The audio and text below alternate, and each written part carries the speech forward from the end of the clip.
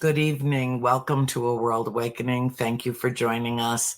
I have a very unusual story to tell you tonight, and I am going to let my guest help me tell the story.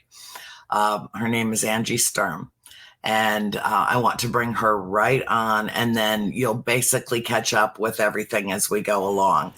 So, Angie, welcome to A World Hi. Awakening, my darling. Oh my gosh, thank you. I still can't believe this is happening. I know, it was a real wake-up moment for me, too. So let me just start by telling everybody, you live in Fort Wayne, Indiana. You have this fabulous location, an old haunted funeral home, correct? Called the Bell Mansion. Okay, so, my Facebook friends list has been filled up to 5,000 for, I don't know, a decade. But if there's an opening on the list, then whoever is trying to get onto my friends list is able to send me a friend request. And that's how Facebook works. At least that's how Facebook works this year. And I was sitting like 2-3 mornings ago, like this week, I was sitting having my coffee in the same cup that says, "Sorry, I can't. Mercury is in retrograde." In other words, fuck off, world. I'm having my coffee. And I was just sitting, I was looking at my phone, and all of a sudden I picked it up. I scrolled and I hit the Facebook tab for no reason. I have been avoiding Facebook for several years now because I find it to be, I don't know, like, a toxic cesspool of venom. So, I just pretty much avoid it unless I'm going to put something out that's uplifting, and I do it right through my phone. I didn't have anything to put up that morning. I don't know why. I picked up the phone and opened Facebook, and I saw that there was one opening on my friend list. I wasn't at my 5,000 limit. So immediately I went to friends to see what friend requests were in there so that I could pick one and fill the hole immediately, because I've got like 900 people waiting. And, I don't have time. My SEO does occasionally go through. And if there's anybody in there whose account is closed or it's been deactivated or whatever, and then she'll call me and she'll say, okay, go pick like 14 or 15 people. And so then I have to put a little time aside, because I learned the hard way, you can't just pick and confirm. You better know who you're bringing onto your page. Learned that the hard way. Yeah. So I looked, and you were like 4 or 5 down. And I looked at that tiny little picture. Bill, will you put up the picture that I saw of Angie in this tiny little square? That picture. Thank you. Precious. And I immediately said out loud, I know her. And I clicked on it. I went to your page. I looked at all your wicked cool stuff. I realized that you were the owner of this fabulous location that I've never been to in Fort Wayne, Indiana. And I saw that one of the logos that you used was of a full eclipse. And I thought, oh shit, this is, cosmic kismet, Yes. And I just loved okay, Bill, put up the picture of the of her of the eclipse thing. Not that one. That's the actual eclipse. The other one. That's okay. It's close. That's another actual eclipse, Bill. Okay, you've run out of options. There you go. Thank you very much. I love it. I know. Isn't that great? So I saw that and I was like, oh my God. Okay, you can take it down now so I can see her. God bless you. Now go take a nap. He's so bless his heart.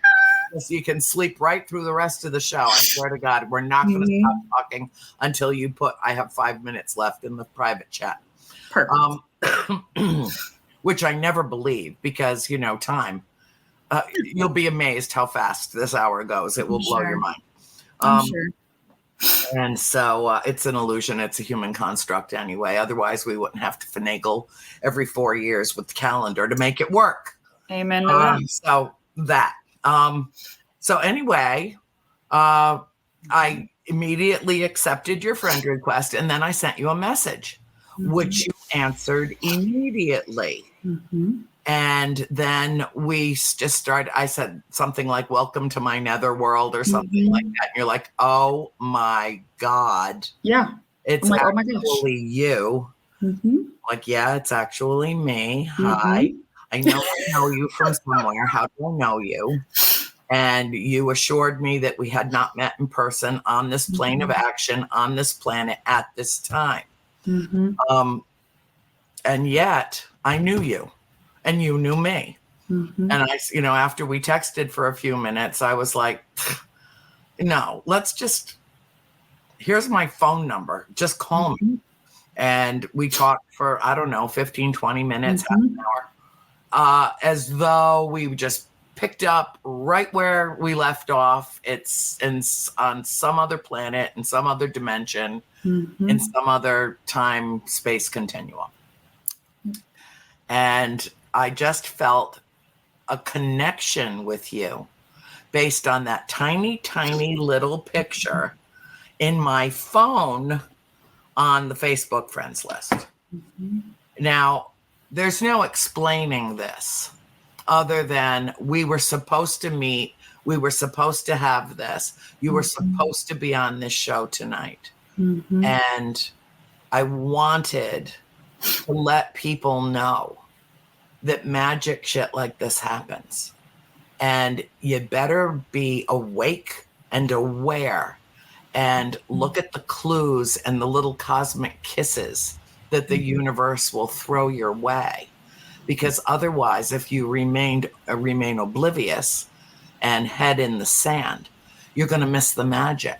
And even if, as I've always claimed, magic is some kind of science we don't yet understand, we call it magic, but it really is the manipulation of energy. But sometimes the universe will manipulate us to put people together that are supposed to be together.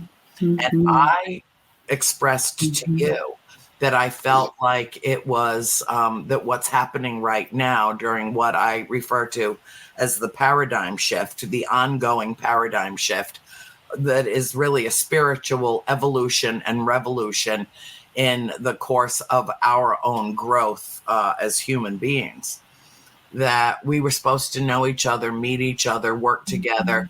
I'm supposed to go up to your beautiful event space place, and that I will know you for the rest of my life. And then wherever we go from here, we're bound to meet again.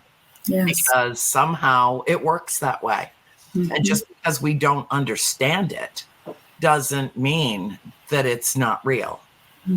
So with that said, introduce yourself to our audience. Hi. Yes. My name is Angie Sturm, and from Fort Wayne, Indiana. Oh gosh. Little bit about me. I do run. It's an event center. It's called the Bell Mansion in Fort Wayne, Indiana. 131 years old. Gorgeous place. All the woodwork's original. All the fireplaces are original. It's just an amazing piece of history that deserves all the TLC in the world. You want to talk about universe things. The last probably about a year, I've really been focusing on myself, figuring out why I am the way I am. Who am I? What does that look like? Why do I do what I do? And it's been really drawn to the universe and signs. And I'm still learning. Been told like I'm an empath, I'm intuitive, I'm, an old soul. And it's just been a really cool ride. I used to work at a credit union as a loan officer. I'm so sorry. Again, I love people and I love educating, and I didn't mind it. I because I love to get to know people's stories, where they're from, why they are the way they are. And it just kind of happened. My parents bought this building, and I swear it's just a magical place. They were going to do like a bed and breakfast, and it fell through. And then my parents were like, hey, we're going to sell it. We're done. We're over it. Quit my job. And I don't know why, something just told me, was like, this is where you belong. This is I didn't know what the heck I was doing. Are you serious? Never. Again, I worked at a credit union. I didn't know. I mean, I have somewhat of a business brain, but I didn't know what the heck I was doing. And just kind of fast forward to now, we're just trying to save a piece of history. And the paranormal and the metaphysical world all just kind of found me. 3 years ago, I was very closed-minded, and I said this on the phone, I believe. I was just a bitch. I was just like, y'all are weird. And I feel really bad, like really. But I have grown so much that, the paranormal kind of found us. It took us 17 months to become an event center. So in the meantime, paranormal teams from all over the country came, and I didn't know anything about it. I'm like, what?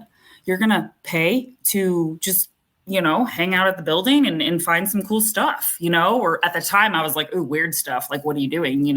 But at the time I'm like, oh my gosh, this is going to keep our lights on, for the 17 months that it took to become an event space, which that was all BS in itself, but that's a whole other 4-hour conversation. But yeah. And now I have found myself literally, like, it's awesome. You want to talk about universe and like signs. I always see signs, numbers, 1111, 111. When I popped up in my text from you that morning, I was like, oh my God, she gets it. Yes. There's a cosmic connection. There is a galactic family connection. And then, I when you sent me the picture that I requested, your Facebook biopic, and I opened it up on my phone so I could download it and save it as for your contact, because it's such a beautiful picture. And I looked, I'm like, we have the same eyes. We're from the same place. I swear to you, I thought that same thing when I first logged on. I was like, ooh, our eyes. Like, yeah, I don't know. And again, I'm learning about all that. I always knew I was a little different.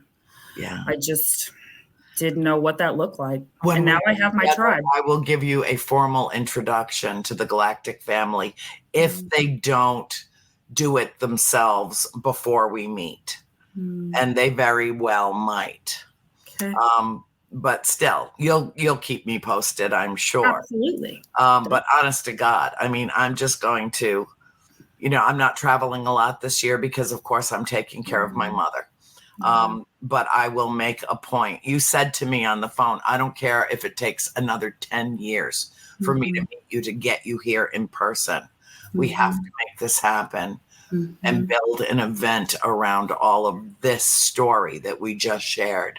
Yes. And that's going to happen this year.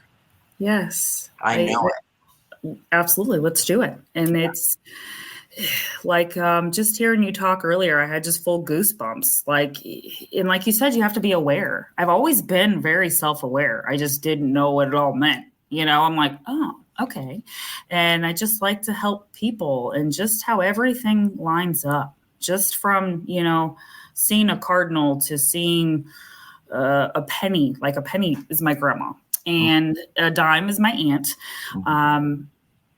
I trust the universe. It's going to provide. I get up one day at a time, and I'm like, okay, what can I do today to better myself and better the bell? And I just know it's all going to work out, do the right things for the right reasons. And, it's going to work out.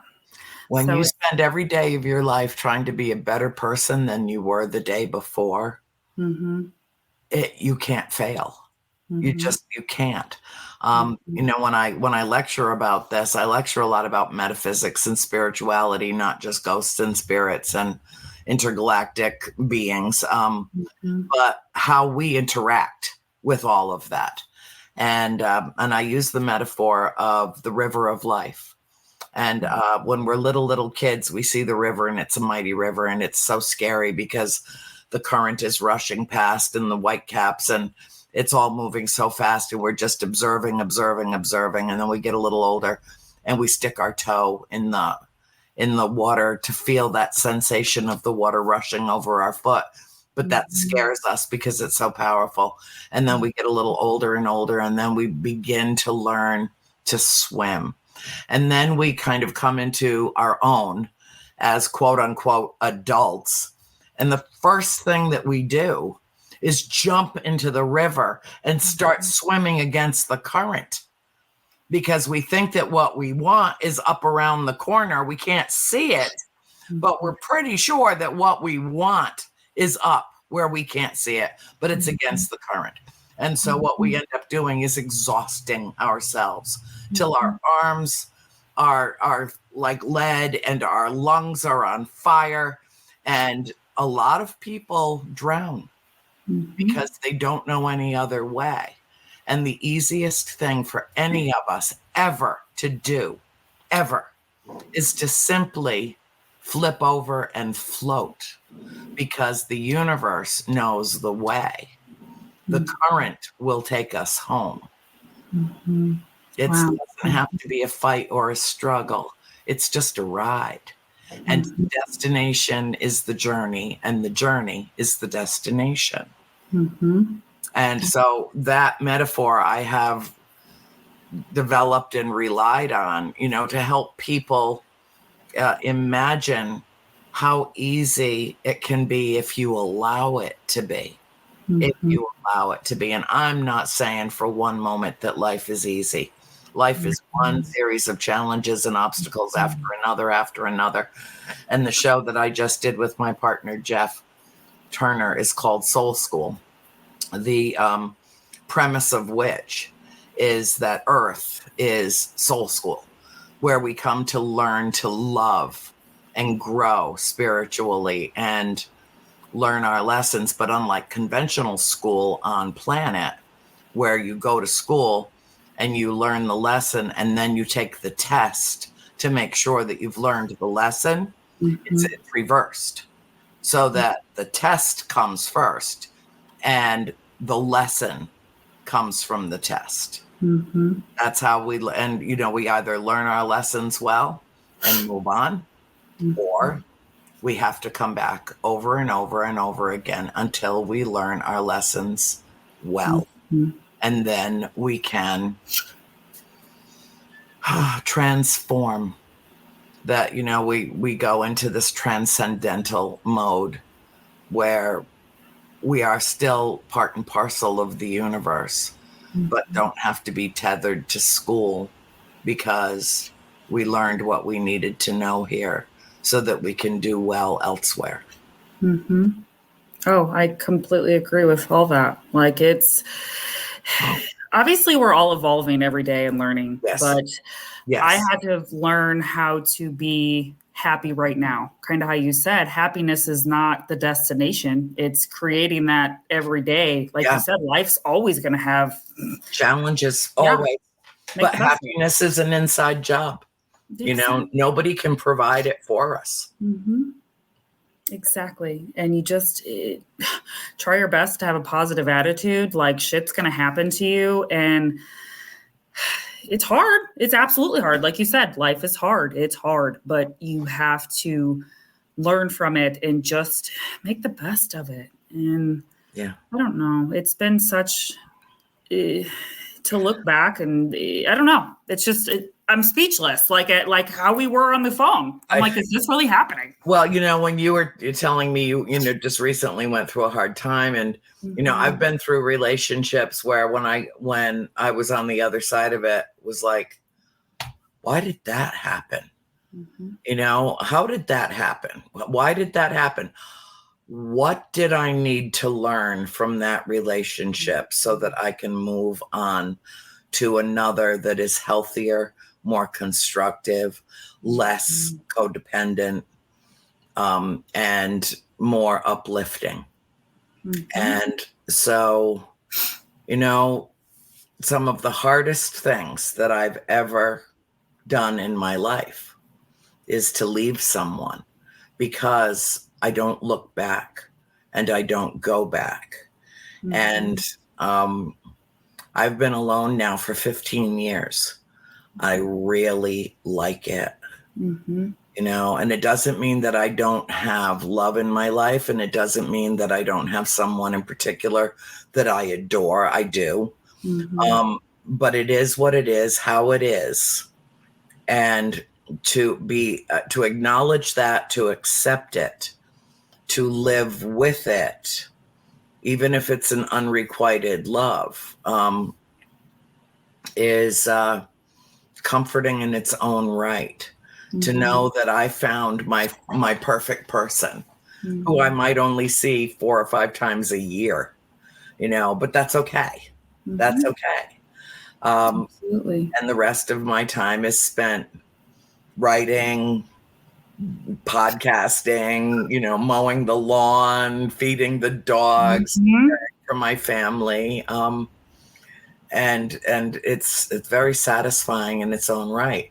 Mm-hmm. And, who knows what's down the road? Who knows if there's anything down the road in terms of that? But I find that for me anyway, the most challenging thing is being in a relationship. And when I left my last relationship 15 years ago, by necessity, is when I threw myself into writing my trilogy of books. Wow. And had I been in any relationship with anyone, those books wouldn't exist. Mm-hmm. They wouldn't, because the priority in my life would have been that individual, not the project. Mm-hmm. So as I look back on it now, I see how everything fell precisely into place and happened exactly when it needed to happen, mm-hmm. in order for me to get from there to here. Mm-hmm. And here we are. It's crazy, isn't it? Like, I swear life is like dominoes or like a puzzle. You have to have even the ugly pieces for it to make sense and be whole. And yes, I can totally relate to, I had to realize not to be so much a people pleaser, and put myself first and realize what I had energy for and what I didn't. I was never really alone. I went from relationship to relationship, you know what I mean? And just because I was scared to be alone. Now I realize what a badass I am. I'm not going to lie to you. And it's so awesome. Like, when you finally fall in love with yourself and you have your tribe, and I'm again speechless for that, because I have one of my tribe members sitting here with me. She is literally like, I don't know. I didn't know her 3 years ago, and I can't have life without her right now. So it's awesome. Like, you go back to literally everything happens for a reason. And I don't say that like everything's already like pre-planned. Yeah, no, I agree. But I also think that in a way, when we are living in concert with the universe, we live into our destiny, even if we're the ones that are creating our destiny. It's not like it's pre-planned, written out on, legal pad somewhere. Mm-hmm. No, we are self-motivating, self-creating beings, self-manifesting beings. Yes. So I just always try to be positive. And everyone, some people are like, "Oh, you're so fake," and I'm like, not really. I'm like, exactly. Again, this past year has been very challenging, but growing. I'm like, I don't give a flying F what anyone thinks. No, you can use the whole word on this broadcast, baby. Let it rip. Because, they expect it from me. They know what kind of mood I am based on how many. There are viewers of this show that count the curses. I like it. Like a drinking game or something? Yeah, kind of like that. Yeah. But all I drink is coffee. I'm so boring because, if I were to drink alcohol, well, let's just put it, I'm uninhibited enough. I don't need any help. Caffeine is as strong as it gets for me. Good. Good. But, I felt an innate connection with you, like when I met my friend Lenny, who is up in Michigan. And as soon as we met each other, we embraced immediately. I mean, we came together immediately. And now she basically runs my whole world. She does. Erin is one of I call them my assisters. Greta, one of my assisters. All women. And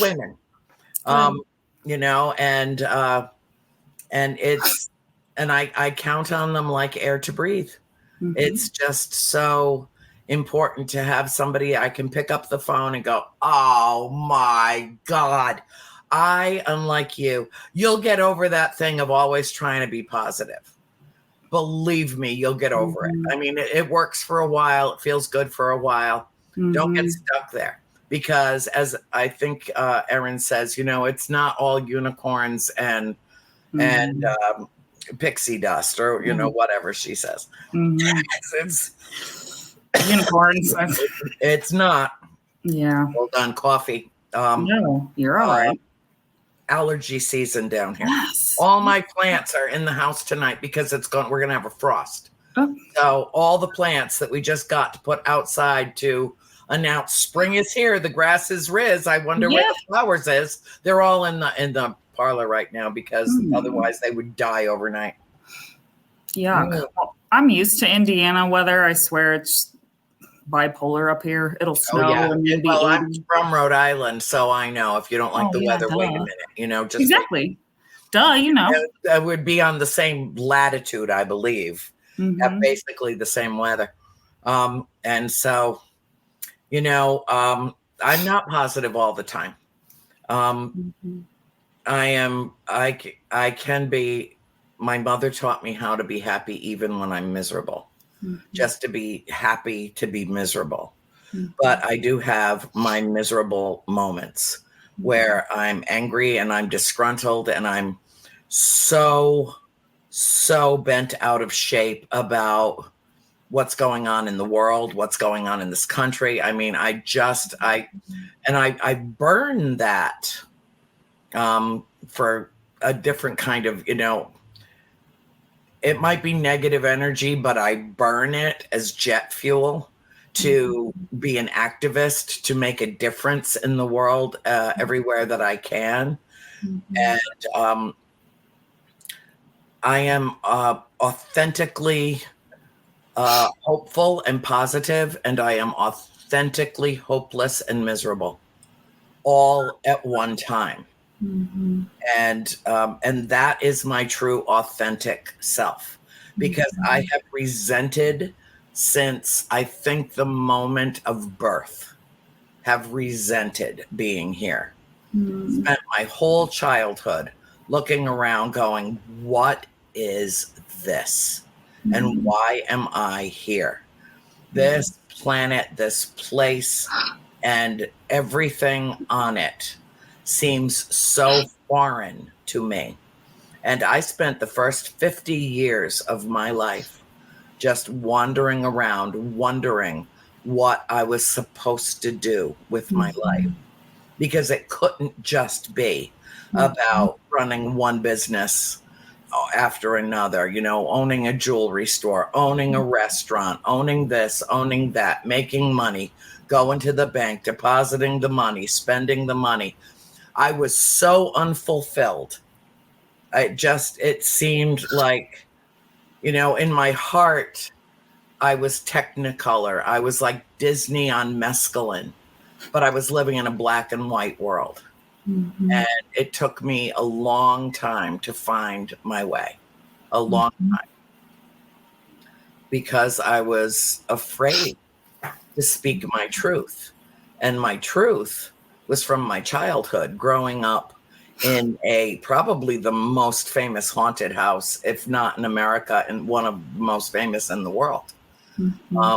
And it was because I found the courage to tell our story, our family story of the 10 years that we lived at the farmhouse in Harrisville, Rhode Island when I was a child.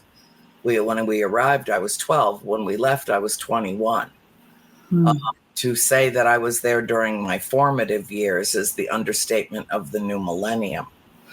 And it taught me everything that I needed to know about life and death and the afterlife. And then I thought about it for 30 years before I picked up a pen and started writing down my experiences, before I even told anybody in my family that I was going to tell our story of the farmhouse, because I was so afraid that they would tell me not to. I got to an age where I didn't care how people reacted to it. because, as my mother once said, if we had to live there and experience what we did, then it is incumbent upon us to tell this story, because this isn't the kind of story that one should rightfully take to the grave. And she was absolutely correct about that. Absolutely correct about that. And the thing about telling our story, it doesn't matter that it was, piecemealed and made into a motion picture. That doesn't matter. It was the cathartic healing process of the telling of the story that changed my life forever. And the reason that it did is because it has emotionally, psychologically, and spiritually liberated everyone who's read it, everyone who dared to jump into volume 1. And when they came up for air at the end of volume 3, they were profoundly changed, permanently altered by having shared that experience with my family. That's why the book was so important. That's why what you're doing is so important. You said earlier in the broadcast that you love people and you love to give them a venue to tell their story. That's so important, because, the 3 most important words in this or any other language are I love you, but also I believe you. Now, people need to be freed, to be liberated, to tell their own story, because every single one of us has one. Doesn't mean it necessarily has to be supernatural. Just our natural growth process through life is fascinating enough, even if we never encounter anything that would be considered paranormal. But for you to create that space to save and reclaim and then create the space that you have is very much akin to what I've done with 3 books. You just did it with an old funeral home instead. So tell me, when the people come and they investigate, what kind of stuff do they pick up on? I mean, like, how active is the house or the mansion, really? Yeah. Again, this is also new to me, but they are getting, you'll hear footsteps, knocking.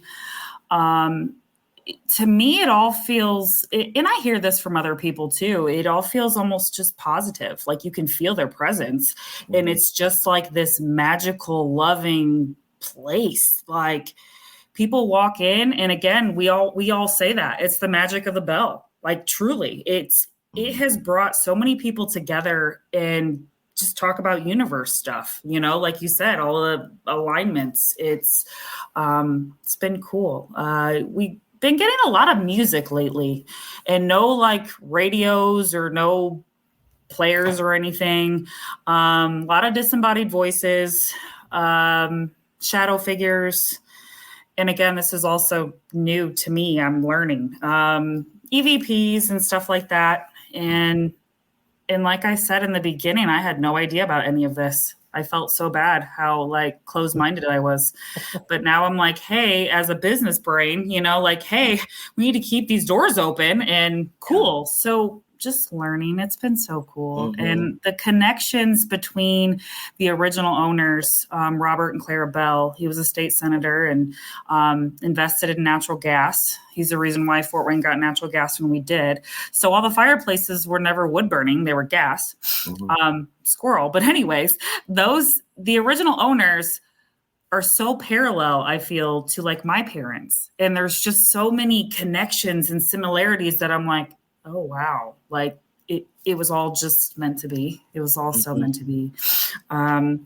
Going back to, you said stories, and I don't know why even the wording of you saying story, we'd say that all the time. Like I tell everybody, all of our volunteers, anyone that walks through the door, please welcome them. This is, create that safe place where people can be themselves, share their stories and not be judged. And I guess how I could relate to that was I fought mental health my whole life, and 14, 15 got diagnosed with anxiety, depression, here's some pills.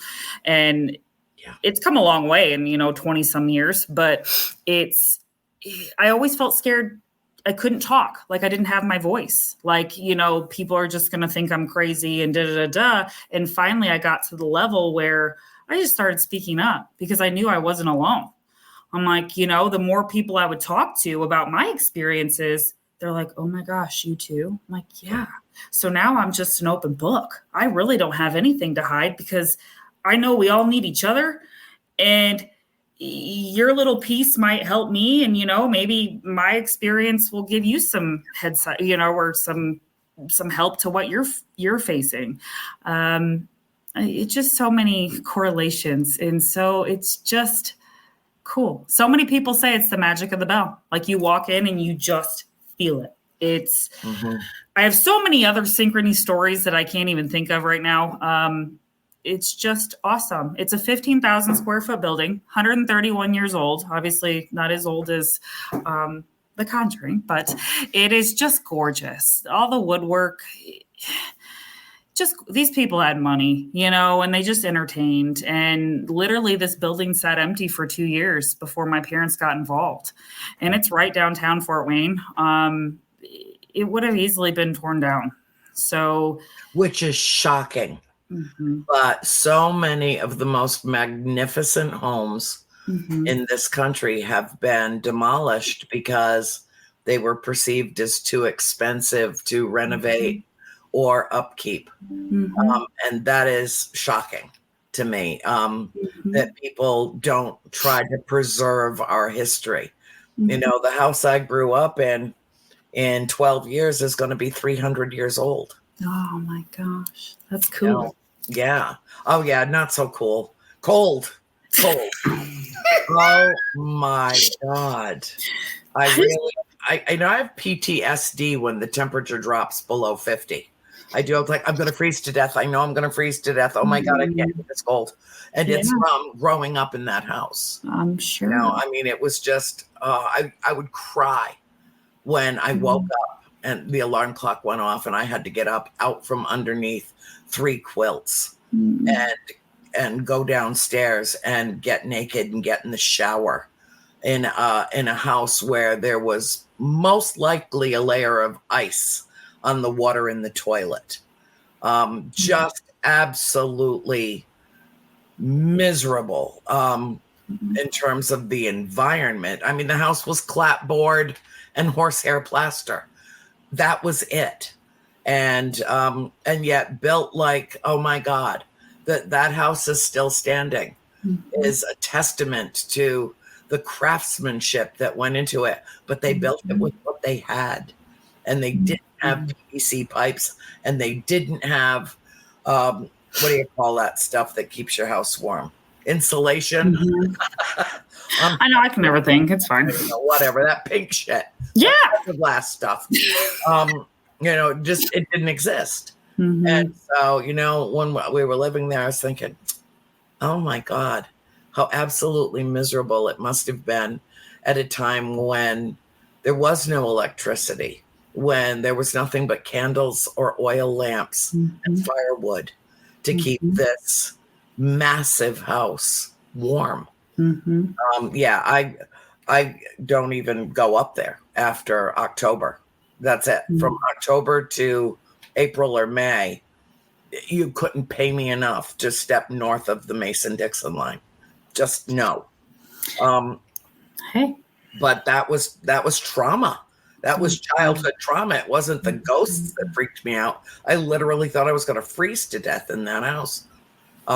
Not my idea of a good time. Yeah. I do appreciate the creature comforts. I do like 72 degrees at all times. Hey. But hey, you've got gas fireplaces. I know you'll keep me warm. I know you will. I just love that. I don't know. Did you have experiences your whole life, or was it just in that house? I know that I had my first conscious contact with extraterrestrials when I was 13 at the farm. I also know that I had contact prior to that, but I was too young to understand what it was. Mm-hmm. And I do believe that there's a point of correlation and integration between spirits and extraterrestrials. Mm-hmm. For all intents and purposes, spirits are extraterrestrials. They're no longer earthbound souls. They don't inhabit the earth in the same way that we do. Mm-hmm. They are free to come and go as they please. So I really lump them into one category as off-world beings that occasionally visit. But, to be honest with you, Angie, I don't know. I don't know. And if my family doesn't know, there's nobody on this planet that does, because we were steeped in it, immersed in it for the better part of a decade. And the universe kept us there. It literally kept us there till we learned what we needed to learn from that house. And then 32 years later, I picked up a pen and started writing my experiences on index cards and then put them into a recipe box until the box was full. And I thought, this is a book. And it turned into 3. It took 7 years. Good for you. To finish 7 years to write all 3 volumes. And it was, I devoted to the project, like to the exclusion of all else. So I understand you putting all your time and effort and energy into the Bell Mansion to make it the very best that it can be, so that you can share it with the world. I mean, really, we traveled on parallel tracks. Your experience is slightly different than my own, but we both felt like we had a mission, that we had a purpose. It was something beyond what we were doing, and had the courage to walk away from what we were doing and forge that new path, blind, not knowing where it was going to take us, and leaving the security of a nice cushy job with a 401k and health insurance and paid time off and the whole 9 yards, and walking away from that. Everyone I worked with thought I was out of my mind when I said, I'm turning in my notice, I'm going to write a book, and I'm going to make a movie. Like, oh, she's lost it. She has lost it. We wish you well, Annie. We love you so much. She has lost her fucking mind. Well, but we love you very much, and your job will always be open, and you can always come back if it doesn't work out. Yeah. I had to beg my parents. They were like, you're nuts. What do you, what do you want to do? And I had no idea. Are you serious? Like, it was not, I don't know. Obviously just a universe thing. Here I am begging my parents, you know what I mean? To save this building and now we just have this weird, strange connection. And I'm working on that, setting more boundaries. But like, I can tell when the house is uneasy, because then I get uneasy. I'm like, it's learning all that, obviously. But yeah, I agree with you. It really is scary. But you have to get out of your comfort zone to grow. And even just me being on here today, even Amber and all my family are like, we're really proud of you, because typically my anxiety is just, nope, can't do it. Like, but you're not feeling it right now, are you? I told you, you're gonna come on the show tonight, and you're gonna be like, off you go. There's nothing. I mean, this is such a cushy place in cyberspace to land, and I personally find myself to be very disarming with people. I make people feel comfortable. Yes. Because I will be the first one to admit my flaws and foibles. And so they feel perfectly fine just being themselves. And that's what I want. But I'm going to tell you right now, in front of all the eavesdroppers out there, that we're going to do a live show from your house when I get there. And we're going to do a tour, and I am going to introduce you to the spirits, the active entities that are in that house, and introduce you to the galactic family and bring you into my netherworld as I enter your netherworld. And you're going to have a quantum leap in consciousness in terms of your own personal growth. Expect that you will cry a lot. Expect that you will tremble a lot. Expect that your mind will be blown. But on the other side of it, you will be perfectly prepared to move forward with this mission. And I will do everything in my power with as we bring our tribes together. Everything in my power to bring you to that place, because I'm supposed to, because you're part of my mission and I am part of yours. Or that whole little Facebook thing never would have happened. Isn't that crazy? It never would have happened.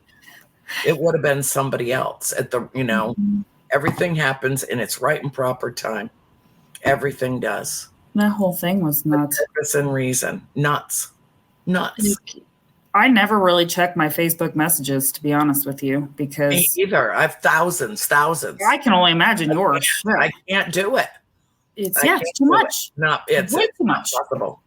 Lenny follows them, and if there's something really, really important that comes through, or somebody wants to do an interview or blah, blah, blah, she'll contact them for me, or Erin will contact them for me. I mean, all my sisters have all my contact information, all my, they decide they have to weed through it, because I get like 1,500 messages a week just on Facebook Messenger. I wouldn't do anything other than sit and answer messages all day. And most of them are, when are you going to write another book? Well, when would I have time? Tell me exactly when I would have time while I'm answering all of these messages. And I love these people. I know thousands of them. I have met thousands and thousands of people in person and have had personal interactions with them. They're not just Facebook friends. They've become my friends, so it's, I wish that, I have a clone machine like on back order with Amazon now for, years.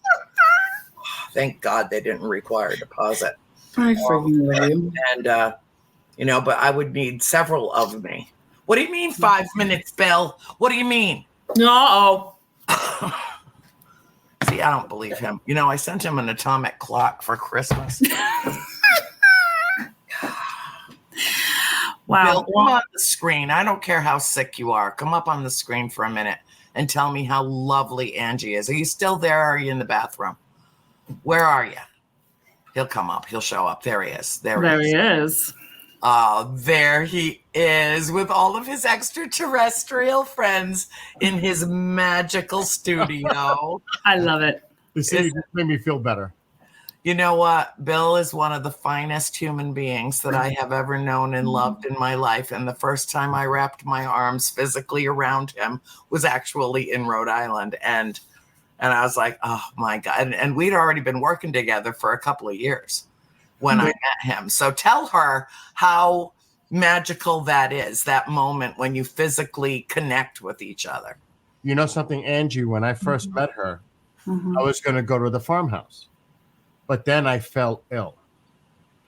And I met her briefly with Erin, and I can't remember who else was there, but I said, I can't jeopardize these people getting them all sick. And I went home. But just to be, when I saw her for the first time, it was, I'm not just exaggerating, it was like an aura. I was all glowy and shit.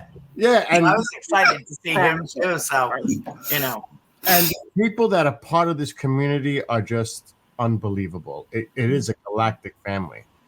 And now you are part of that family forever.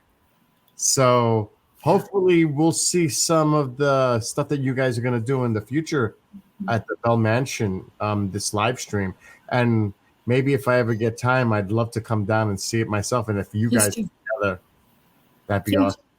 But yeah, it is a great community. And by the way, I'm going to put your banner up because you are having an event for the solar eclipse, right? Yes. So we're super excited. We're just doing like an open house, 2-day open house on April 7th and 8th from 1 to 5, just opening the doors. Hey, we'll have a couple like wedding vendors there. Wow. You can buy a wedding gown to a DJ but it's all free. You can just walk in and just kind of wander around. And I'll feel the vibe. Yes. Yes. Yes. I promise you the vibe, like I can already tell. Well, what we should do is we should have Bill. He lives close enough. He can drive out there and bring all of his equipment and stuff and set us up. And we'll just do live streaming right from the mansion. And he can take care of all the tech, which he can do in his sleep or even feverish, obviously. I actually could. I mean, we could live stream it. We can do anything. I got all the equipment here. You don't even know what kind of equipment I have. It's pretty remarkable. So, yeah, I'll fly up. He'll drive in. We're going to make this happen. It's going to be wonderful. I'll bring some of my entourage along, and we will make an event unlike anything that Indiana has ever seen. Oh, my gosh. And that just went out to all of the Galactic family. Oh, my God. It's going to be nutty. All these people are going to be coming from all over the place. I know. It's going to be great. Well, we're running out of time, which I don't believe in. It's a human machination. But still, we got to kind of stick to the freaking clock. But it's not my fault. It's not your fault, sweetheart. You're trying to run a, global network. I think I'll try to adhere to your atomic clock stuff. It was a pleasure meeting you, Angie. No, thank you guys. Seriously. And anytime, I'm already getting teary-eyed just hearing that. And like I said, the tribe of people that I have met, I've never met more pure, just good-hearted, non-selfish. I don't know. It's just been amazing. So I will close the show by telling you what I tell so many people when I'm lecturing, and often open my lectures with this line. Mm-hmm. The happiest people I know are obsessed with death. But it's not death. It's life. They're obsessed with life and the afterlife and the search for answers and, the universal communion that goes on in the most eclectic group of people that you could ever meet. I mean, there's no two of them are alike. Mm-hmm. And yet we all share this love and this curiosity and this fascination in common. And, whether it be through experiences or through a longing to have the experiences. Mm-hmm. And so I have a feeling that when we take this energy that I see on the screen right now and we put it all together in the same place, we're going to make a lot of magic happen. So I just want to thank you from the bottom of my heart for being brave enough to come on this show tonight, being open enough to accept my friendship and my outreach the way that you did. We are connected and it is beautiful and we are all in this together. And so I will close the show out. Bill, thank you. Angie, thank you. Keep doing the great work, Angie. Thank you guys. Truly. I can't thank you enough. I just, I'm speechless and that's hard to do. You keep doing that. Yeah, it's pretty impossible for me too. But I will close it out by reiterating something that bears repeating. Be the change that you wish to see in the world. Mm. Be the beacon of hope on the hill and be the light you seek. Thank you and good night. Thank you.